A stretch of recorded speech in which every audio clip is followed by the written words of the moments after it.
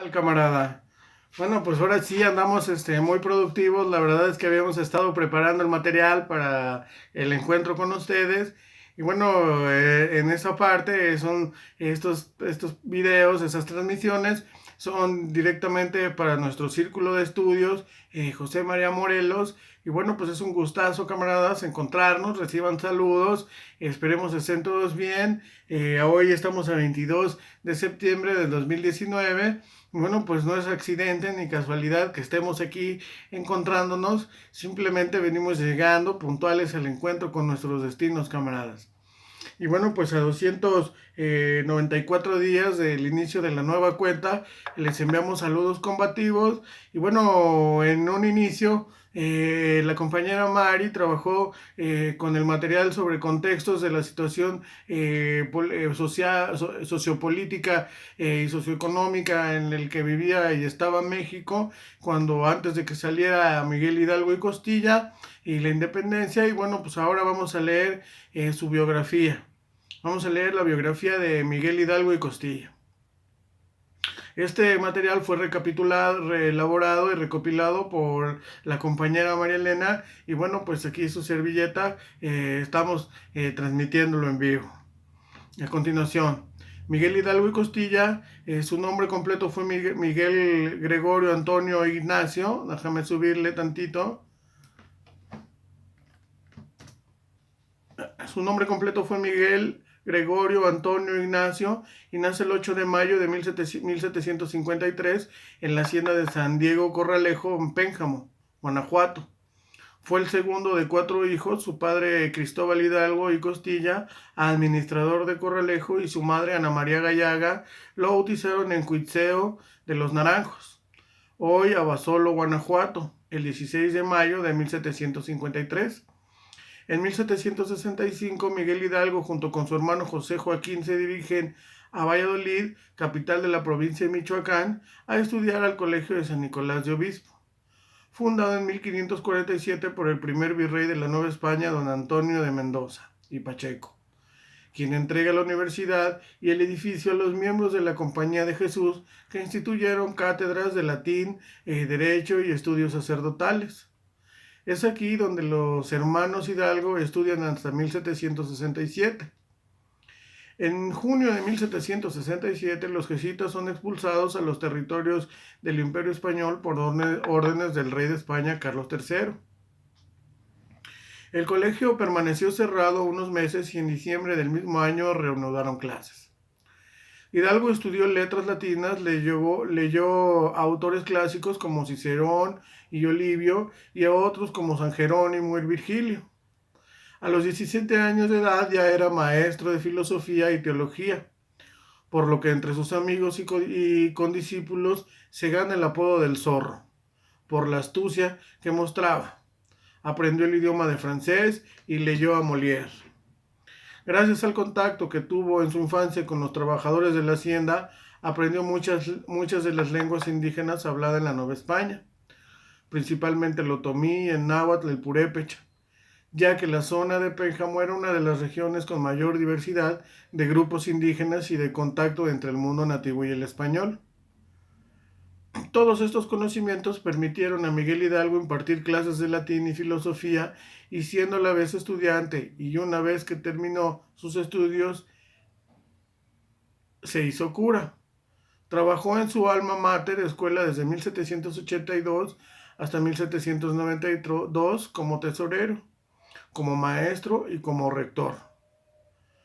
Aquí entramos a los antecedentes de la Guerra de Independencia en 1808 se da la invasión francesa a España, provocando que el virreinato, crisis política en México, caracterizada por el derrocamiento del virrey José de Iturrigaray en manos de los españoles, seguido de la captura y ejecución de políticos afines a las ideas independentistas como Francisco Primo de Verdad y Ramos, y el fraile peruano Melchor de Talamantes. En lugar de Iturrigaray fue nombrado un militar alcalaino, Pedro de Garibay, quien en mayo de 1809 fue sustituido por el arzobispo de México, Francisco de Javier de Lizana y Beanout. En diciembre de este mismo año se descubrió la conjura de Valladolid, conspiración cuyo único fin era crear una junta que gobernara el virreinato en ausencia de Fernando VII, preso en Bayona. Los culpables fueron arrestados y sentenciados a muerte, pero se les perdonó la vida condenándolos a cadena perpetua. Cuando Andalucía cayó en manos de los franceses en 1810, toda España ya estaba en poder del ejército napoleónico. La arquidiócesis de Zaragoza, encargada de los asuntos religiosos en la metrópoli, ordenó a los párrocos de todo el imperio predicar en contra de Napoleón. Hidalgo siguió esta orden. Mientras tanto, en Querétaro se gestaba una conspiración organizada por el corregidor Miguel Domínguez y su esposa Josefa Ortiz de Domínguez. Y también participaban los militares Ignacio Allende, Juan Aldama y Mariano Basolo.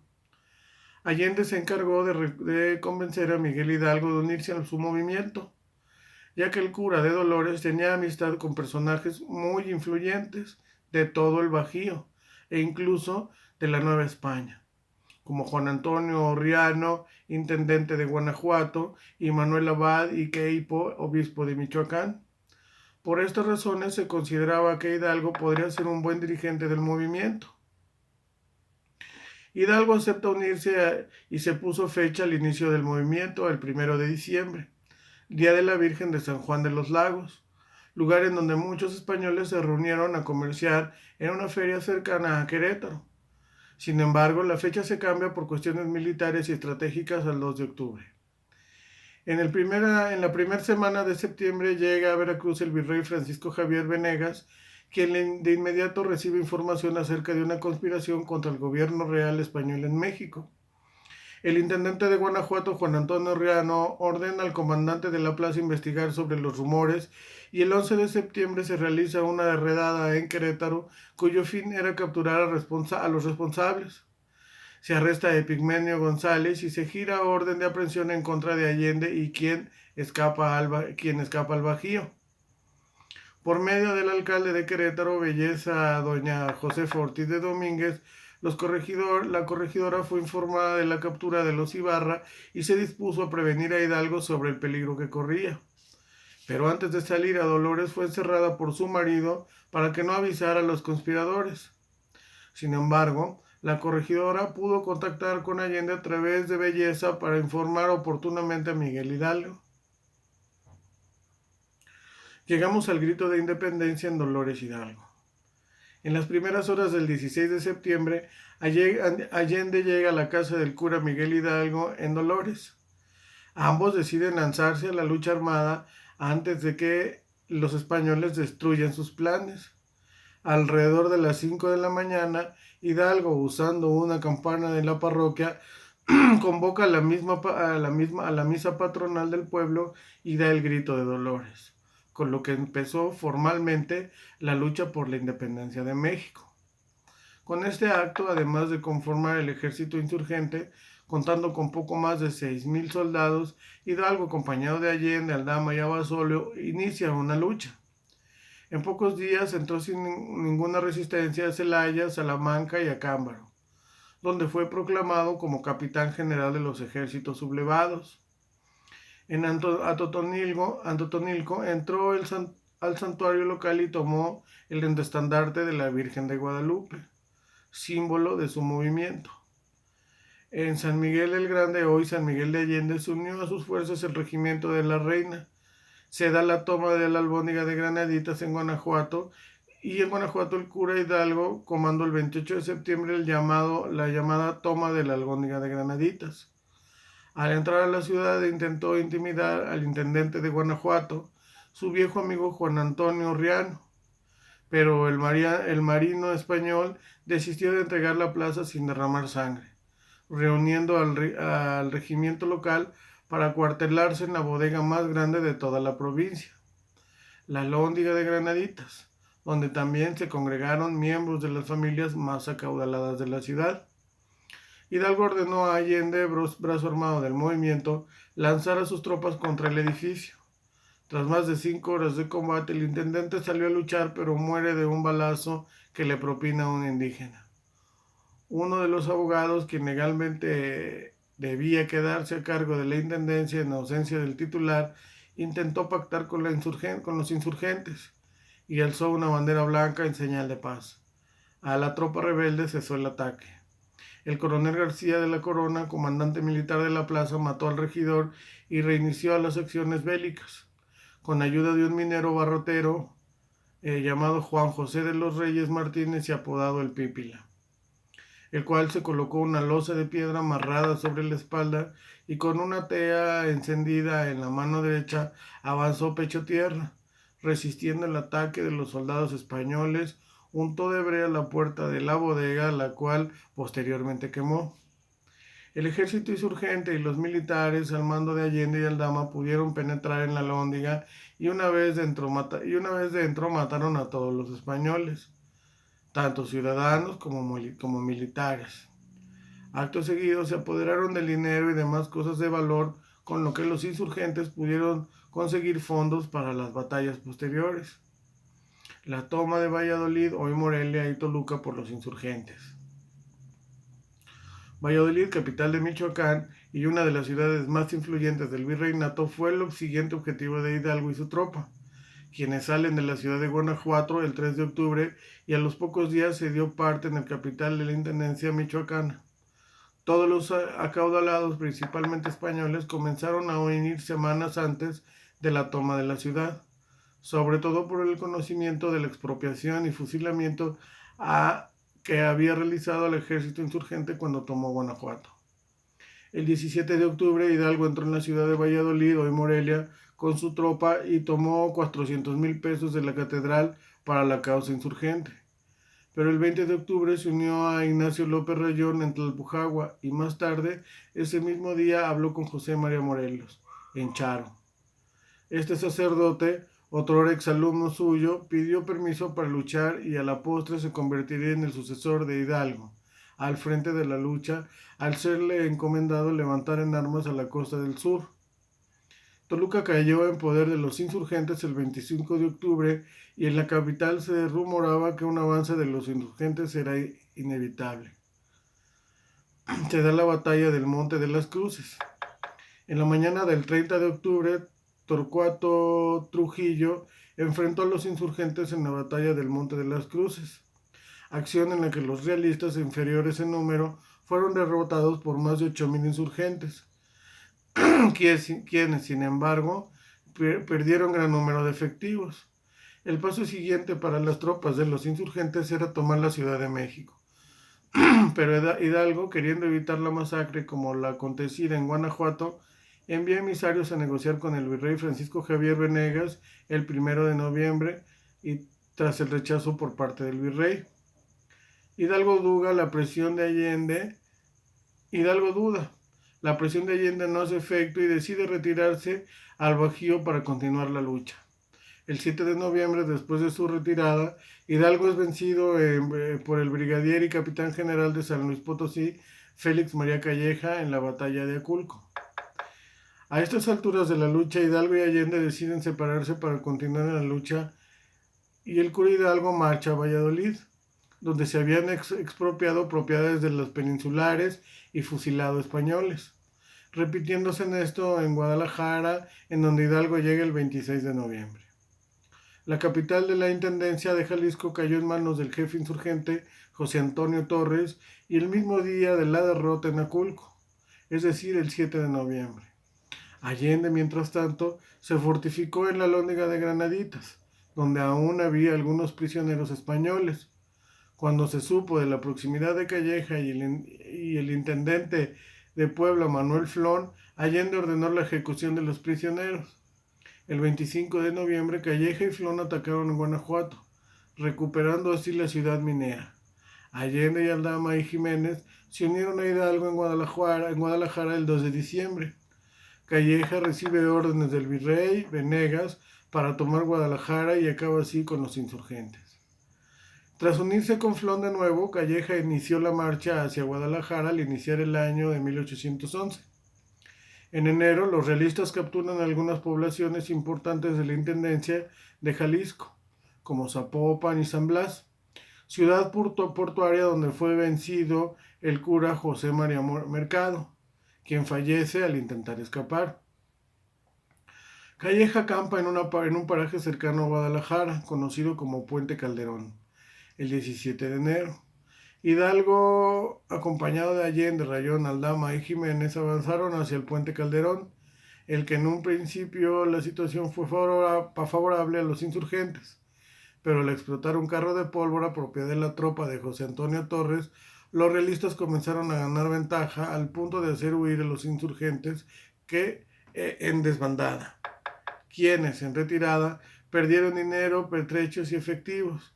Este hecho también provocaba la desbandada del ejército insurgente. A raíz de la derrota de Puente Calderón, los dos principales jefes de la insurrección armada y jefes de los insurgentes, Hidalgo y Allende, acrecentan sus diferencias. Tras acordarlo, Aldama, Abasolo, Rayón y Allende despojan a Hidalgo del mando militar en la hacienda del Pabellón, Aguascalientes, el 25 de febrero.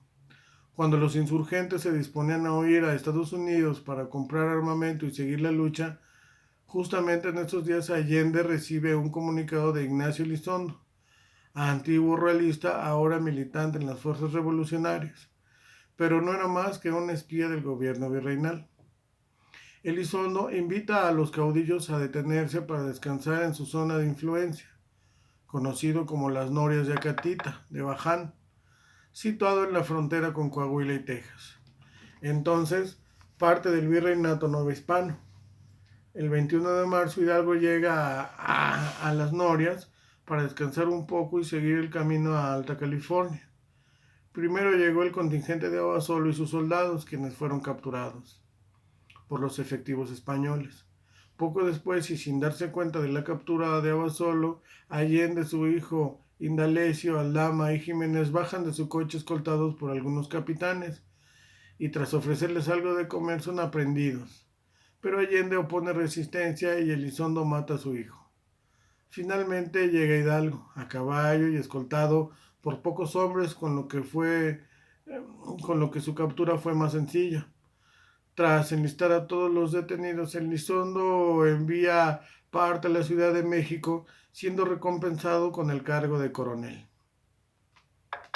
Los reos fueron trasladados a Mapimí y Durango, y de ahí fueron enviados a Chihuahua, capital de la intendencia más cercana, donde se le seguiría juicio. Elizondo años más tarde sería ejecutado a cuchilladas cuando dormía a un lado del lecho del río San Marcos, en la provincia de Texas, por el teniente Miguel Serrano, quien reconoció al hombre que entregó a los caudillos de la Guerra de Independencia en México. Allende, Aldama y Jiménez fueron encontrados del delito de alta traición y se les condenó a muerte en mayo del mismo año. Fueron pasados por las armas y de espaldas en la plazuela de la ciudad del 26 de junio. Más tarde sus cuerpos fueron decapitados y sus cabezas enjauladas. Hidalgo fue enterado de esta noticia la misma noche de su ejecución. Días después, el obispo de Durango ordenó el proceso para degradar al expárroco de Dolores Hidalgo de su condición sacerdotal, como explica en el siguiente apartado. De esta forma, Hidalgo queda libre del fuero eclesiástico ante las autoridades civiles para poder llevar a cabo su ejecución. Abasolo aportó datos adicionales sobre la insurgencia que permitieron llevar a cabo redadas donde obtuvo material para contrarrestar el movimiento. Su colaboración, sumada a los esfuerzos de su mujer, lograron conmutar su condena a la prisión perpetua en Cádiz, España, donde murió en 1816 de tuberculosis pulmonar. Miguel Hidalgo tuvo dos juicios, uno eclesiástico ante el Tribunal de la Inquisición y posteriormente un juicio militar ante el Tribunal de Chihuahua, que lo condenan a muerte. Al amanecer del 30 de julio de 1811, cuando llegó la hora del fusilamiento, que tuvo lugar en el patio del antiguo colegio de los jesuitas de Chihuahua, entonces habitado por cuartel y cárcel, como cuartel y cárcel, y que ahora en la actualidad es el Palacio de Gobierno de Chihuahua. Pidió que no le vendaran los ojos ni le dispararan por la espalda, como era la usanza de fusilar a los traidores. Pidió que le dispararan a su mano derecha, que puso sobre el corazón. Hubo necesidad de 2 descargas de fusilería y 2 tiros de gracia disparados a quemarropa contra su corazón para acabar con su vida. Tras lo cual, un comandante tarahumara de apellido Salcedo le cortó la cabeza de un solo tajo con machete para recibir una bonificación de 20 pesos. Posteriormente su cuerpo fue encerrado en la capilla de San Antonio del Templo de San Francisco de Asís, en la misma ciudad de Chihuahua. Y su cabeza fue enviada a Guanajuato y colocada en la alhóndiga de granaditas, en cada esquina y dentro de una jaula de hierro, junto a las de Ignacio Allende, Juan Aldama y Mariano Jiménez, en donde permaneció por 10 años. Y bien, camaradas, pues con este video, con esta lectura, que es pues bien la biografía del padre de la patria, recordamos sus hazañas. Es necesario que le des lectura para que refuerces y que, bueno, enriquezcas lo que es tu capacidad de analizar y de asimilar lo que fueron las biografías de los personajes importantes. Y bien, compañeros, pues con esta parte damos fin a este video de materiales educativos para nuestro círculo de estudio. Esperamos haya sido de tu agrado, compártelo. Poco a poco iremos mejorando. Dale like. Y para que, bueno, compártelo con más compañeros para que se vayan integrando y vayan generando el proceso de formación. También mandaremos el archivo por WhatsApp y bueno, pues nos vemos en la próxima transmisión. Nos vemos.